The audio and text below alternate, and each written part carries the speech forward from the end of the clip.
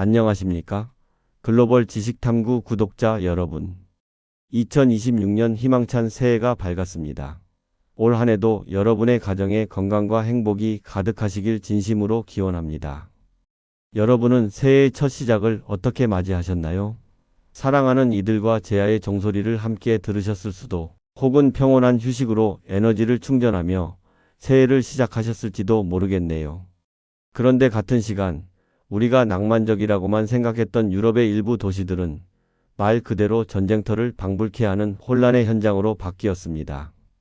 평화로웠던 광장은 화약 연기 자욱한 아수라장이 되고 축복의 불꽃은 경찰과 구급차를 겨냥한 무기가 됩니다. 심지어 올해 초 스위스의 한 클럽에서는 작은 파티용 불꽃 하나가 원인이 되어 수십 명의 청춘이 목숨을 잃는 끔찍한 참사까지 벌어졌습니다. 도대체 왜 유럽인들은 새해만 되면 이토록 불꽃놀이에 광적으로 집착하는 걸까요?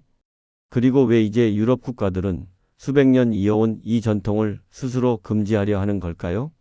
오늘 저희는 유럽의 새해 불꽃놀이가 광기로 변해버린 현상과 그 이면에 숨겨진 진실을 낱낱이 파헤쳐 보겠습니다. 사실 유럽에서 새해 전날인 질베스터의 밤에 소동을 피우는 건 아주 오래된 뿌리를 가지고 있습니다. 기독교가 전파되기 이전 고대 게르만족들은 새해로 넘어가는 밤에 악령들이 지상으로 내려온다고 믿었습니다. 그래서 그 악령들을 쫓아내기 위해 냄비나 북을 두드리며 엄청난 소음을 냈죠. 이러한 현상은 동양에서도 놀라울 정도로 유사한 형태로 발견됩니다. 폭죽의 발명국인 중국에서는 새해마다 마을을 습격한다는 전설 속 괴물년을 쫓아내기 위해 대나무를 불에 태워 큰 소리를 내던 폭죽 풍습이 있었는데, 이것이 화약의 발명과 결합하며 오늘날 우리가 아는 폭죽 문화의 기원이 되었습니다. 결국 아군을 쫓는다는 동서양의 오래된 믿음이 현대의 화약 기술과 결합하면서 지금의 거대한 불꽃놀이 문화로 안착하게 된 것입니다. 특히 독일이나 네덜란드 같은 나라에서는 1년 중 딱 이 시기에만 일반인이 폭죽을 사고 터뜨리는 것이 허용되는데, 평소 법과 규칙을 칼같이 지키던 사람들이 마치 억눌렸던 광기를 폭발시키듯 거리로 쏟아져 나옵니다. 그런데 최근 몇 년 사이 이 문화의 양상이 우려스러운 수준으로 변하고 있습니다. 이제는 단순한 축제를 넘어 공공의 안전을 위협하는 사회적 문제로 대두되고 있기 때문입니다. 실제로 2026년 새해 전야 독일 베를린과 벨기에 브뤼셀 등 유럽 주요 도시의 거리는 극심한 혼란에 빠졌습니다. 축하의 상징이어야 할 로켓 폭죽이 경찰차와 소방차 등 긴급 차량을 향해 발사되는 위험천만한 상황이 잇따랐습니다. 특히 화재를 진압하거나 부상자를 구조하기 위해 출동한 대원들이 오히려 폭죽과 투석의 표적이 되는 사례가 빈번해지면서 현장의 안전은 심각하게 위협받고 있습니다. 이러한 혼란은 결국 돌이킬 수 없는 인명피해로 이어졌습니다. 올해 초 네덜란드에서는 암스테르담 인근과 네이메엔 등지에서 폭죽 사고로 10대 소년을 포함한 2명이 목숨을 잃었고, 독일 빌레펠트에서도 사제 폭죽이 폭발하며 18세 청년 2명이 사망하는 비극이 발생했습니다. 낭만을 위해 쏘아 올린 불꽃이 누군가에게는 치명적인 흉기가 된 셈입니다. 피해는 사람뿐만이 아니었습니다.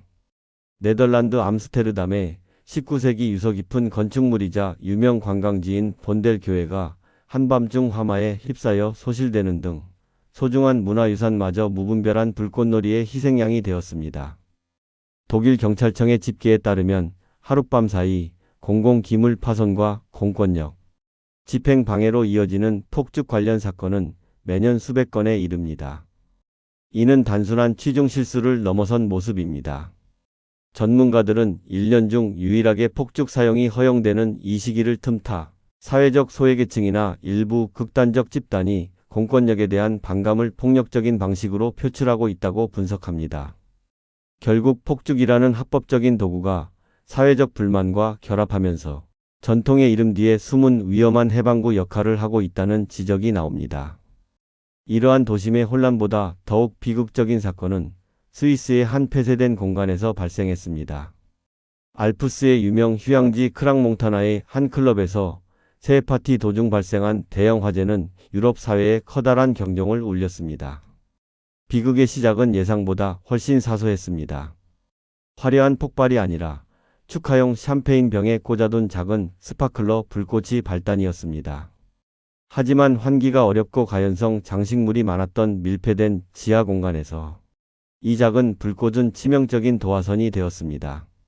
불길은 순식간에 천장의 마감재를 타고 번졌고 실내 전체가 화염에 휩싸이는 플래시오버 현상이 불과 몇 분 만에 발생하며 현장은 순식간에 아비규환으로 변했습니다. 이 사고로 최소 40명이 목숨을 잃고 약 116명이 다쳤으며 많은 희생자가 새해를 축하하러 모인 청년들이라는 점이 깊은 슬픔을 더했습니다. 소방 전문가들은 이번 참사가 단순한 화재 사고를 넘어 안전 불감증과 화약 마케팅이 결합했을 때 얼마나 끔찍한 결과를 초래할 수 있는지 보여주는 전형적인 사례라고 지적합니다. 결국 이 비극적인 현장들은 오늘날 유럽의 불꽃놀이가 더 이상 단순한 축제를 넘어 감당하기 어려운 사회적 비용을 치르고 있음을 보여줍니다. 상황이 이 지경까지 오자 유럽 각국은 이제 불꽃과의 전쟁을 선언하기 시작했습니다. 가장 먼저 네덜란드가 총대를 맸습니다. 올해부터 일반 시민의 폭죽 사용을 국가 차원에서 전면 금지했죠. 매년 수백 명의 손가락이 잘리고 시력을 잃는 환자가 속출하는 것을 더 이상 방치할 수 없다는 결단이었습니다. 독일에서도 200만 명이 넘는 시민이 폭죽 금지 청원에 서명했습니다. 단순히 인명피해 때문만이 아닙니다.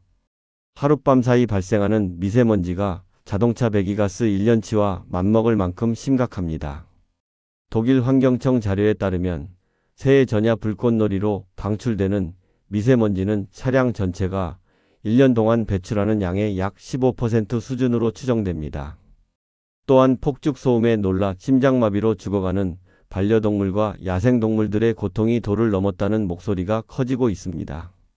하지만 규제만이 능사는 아니라는 반대 목소리도 만만치 않습니다.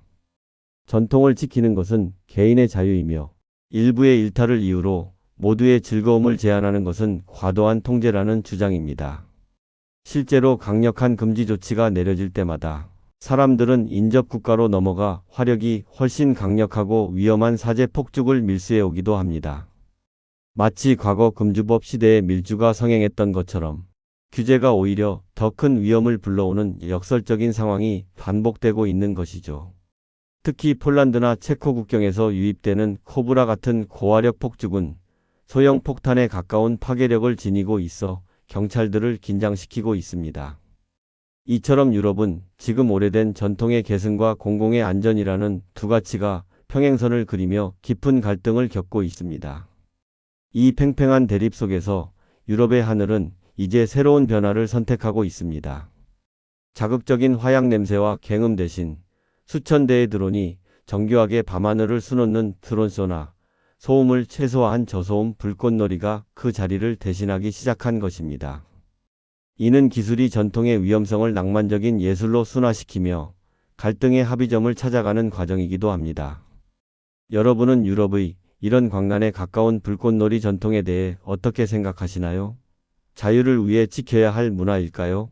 아니면 안전과 환경을 위해 이제는 역사 속으로 사라져야 할 구시대의 산물일까요? 여러분의 소중한 의견을 댓글로 자유롭게 남겨주세요.